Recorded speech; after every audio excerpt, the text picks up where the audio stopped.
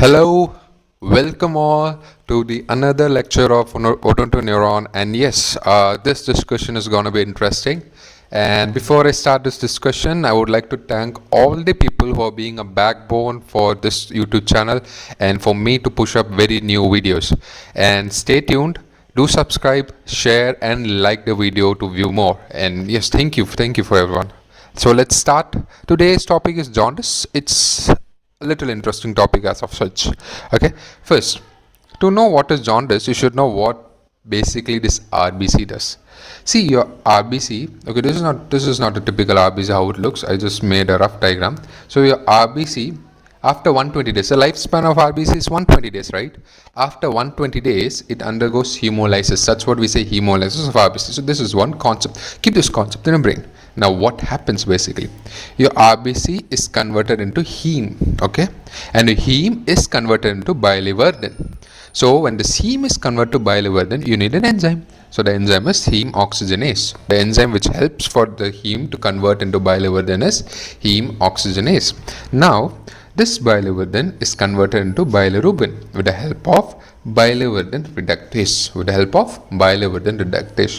Now this bilirubin is like a playboy. This doesn't go alone. He doesn't walk alone.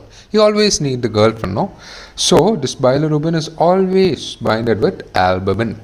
So this is one concept. Now your bilirubin has to get into hepatocyte, your liver cells, to get into further conversion. Now for this bilirubin to get into your hepatocyte, you need an enzyme, very important enzyme, that is your glucuronide transferase. Okay, I hope you guys can see this, your glucuronide transferase. Now this, with the help of this glucuronide transferase, this bilirubin is converted into bilirubin monogluconate. Then further, this bilirubin is converted to bilirubin digluconate. Now this bilirubin digluconate comes out of your hepatocyte and it is attacked by your intestinal bacteria. With the help of intestinal bacteria, it is converted into urobilinogen. This urobilinogen is further converted into urine and stercobilinogen. So this is a basic concept which you should know. Now you can ask me where is the pathway where you get into jaundice. Before I go to that, let me say there are three types of jaundice. One is your hemolytic, okay? Next is your hepatocellular, and last is your obstructive. We will be discussing about this briefly in next slide. Okay, just know we have three types of jaundice.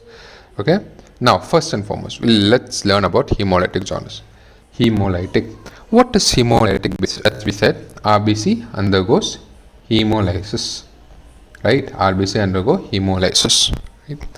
But due to certain reason, there is increased breakdown of RBC. Your body is breaking down RBC in very rapid manner, okay? But the liver is he's normal, no? This guy is normal. So when the liver cannot conjugate the increased breakdown of RBC, what will happen? This is unconjugated now. Okay, only if it gets to liver and comes out, it get conjugated. When the liver cannot accommodate this conjugation, it will lead to increased serum unconjugated bilirubin. Clear? This will lead to increased serum unconjugated bilirubin. So that's a problem. The problem here is not in the liver. The liver is normal. Liver is doing its work properly. But for example, a liver can only conjugate 50 RBCs, but your RBC is breaking down the rate of 100. Then what it can do? So 50 will be conjugated, less 50 will be unconjugated. But in the case, for example, if can only in case of example, if your liver can conjugate only 50, but your RBC is on a 150 rate, then what can it do? It can conjugate only 50, rest 100 is unconjugated. So that's what your liver is normal, but your RBC breakdown is high, because of which you get your hemolytic jaundice. Clear? Now, as I said, this is a basic reason why you get hemolytic jaundice. In hemolytic jaundice, one thing we have known that there is an increased serum unconjugated bilirubin. First concept. Second is increased urobilinogen and stercobilinogen. Okay.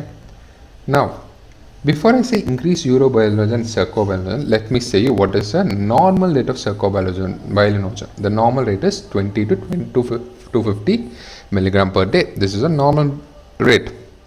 And in a fecal fat for 100 gram, you have a fat of around 5 to 6 gram of fat per day. In a 100 gram, you will have 5 to 6 gram of fat per day. These two are basic values. There are certain other basic values which shall be taking in next slide, but these two you have to keep in brain. So in hemolytic jaundice, you will have increased urobilinogen and stercobilinogen. But your LFT, okay, LFT means your liver function, means the enzymes in the liver enzymes are absolutely normal. Your liver enzymes are absolutely normal. Why? Because the liver is normal. Liver has nothing to do with this. No, liver is normal.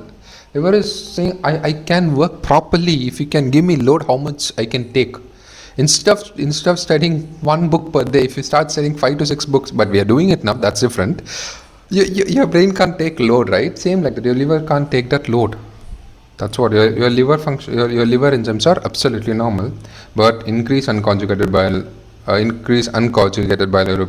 increase urobilinogen and stercobilinogen. This is hemolytic jaundices are about. Okay, clear? Give me a minute. I'm just hope I'm getting fine. Okay, this is what it is. Next, it is a hepatocellular hepatic. First, we saw where is the defect. The defect is in RBC. Now, RBC is fine in hepatocellular. The RBC is fine. RBC is working perfectly fine. But there is some infection in the liver. It could be viral or bacterial. So the problem here is hepatocytes.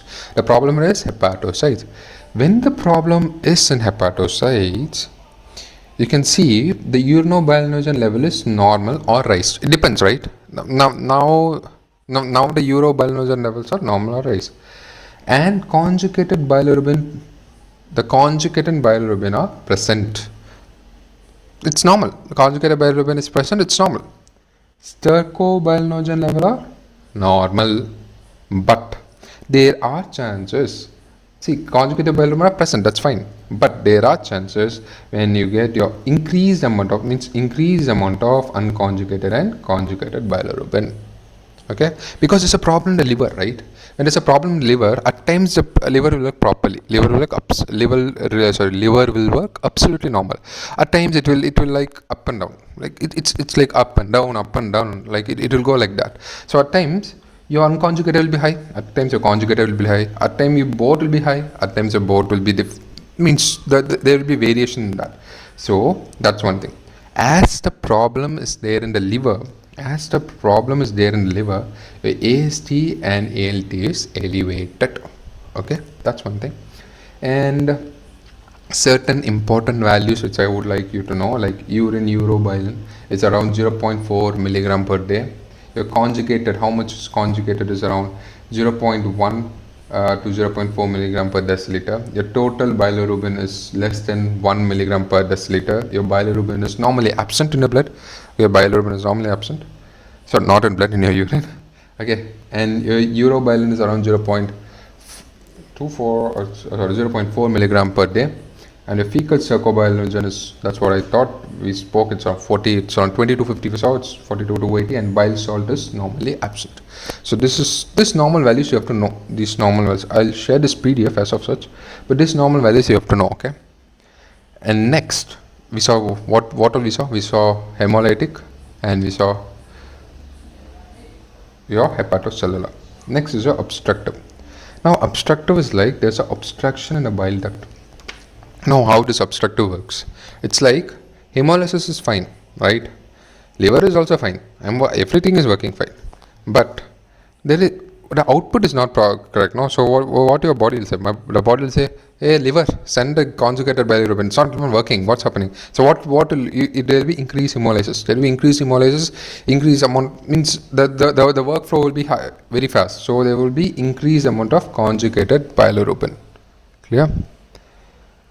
There is an obstruction of bile duct, because of which you can't see your conjugated bilirubin in the so-called circulation, and you'll be noticing that increased conjugated bilirubin can be found. Clear? As of such, in this condition, your urobilinogen is decreased or absent. your conjugated bilirubin is increased. Your stercobilinogen is decreased or absent. Your bilirubin is increased or conjugated. And you can see an enzyme elevated is alkaline phosphatase. Okay, you can see an enzyme elevated is alkaline phosphatase. Clear? So these are the three small things, a small revision type stuff, okay, which I want you guys to know. Okay, let's quickly come back and kick it out, right? We'll talk about jaundice, right? We all know that how this work, as I've said, right? Okay, I'll just go from here. So your RBC get converted to heme with the help of heme oxygenase. It further convert to bilirubin. With the help of bilirubin reductase, it convert to bilirubin. And this bilirubin is like a playboy who is always with his girlfriends. Therefore, it's always with the albumin. And this bilirubin has to get into your liver. Therefore, with the help of enzyme called glucuronidase transferase, it goes to bilirubin monogluconate. And this bilirubin monogluconate is converted to bilirubin digluconate, and it, with the help of intestinal bacteria, it is converted to urobilinogen. This urobilinogen is further converted into urine and stercobilinogen. Clear? Great. Now, moving further, your hemolytic jaundice, right? Your hemolytic jaundice. Your hemolytic jaundice, as I said, there is a problem in RBC. As there's a problem in RBC, but the liver is working properly, there is increased amount of unconjugated bilirubin, increased amount of urobilinogen, stercobilinogen. But the liver, as the liver is working normally, there is LFTs, means your liver enzymes are normal. Your hepatocellular, in hepatocellular hepatic jaundice, there is infective problem in your, there is some infection in your liver. Therefore, it could be viral or bacteria, but the infection will be varying according to the virulence of the bacteria or the viral. So your urobilinogen level is normal or raised. Your conjugated bilirubin is present. Your stercobilinogen level is normal. Your bilirubin, increased amount of conjugated and unconjugated bilirubin, and your AST and ALT level is also increased. Post hepatic or obstructive, everything is normal, but due to this obstruction in the bile duct, there is increased amount of conjugated bilirubin. Your urobilinogen level is decreased or absent. Your conjugated bilirubin is increased. Your stercobilinogen is decreased or absent. Your bilirubin level is increased or conjugated, and there is an increase in alkaline phosphatase. Okay, so this was a short revision video about jaundice. Jaundice is very important, and the values I've written in my left side is also very important.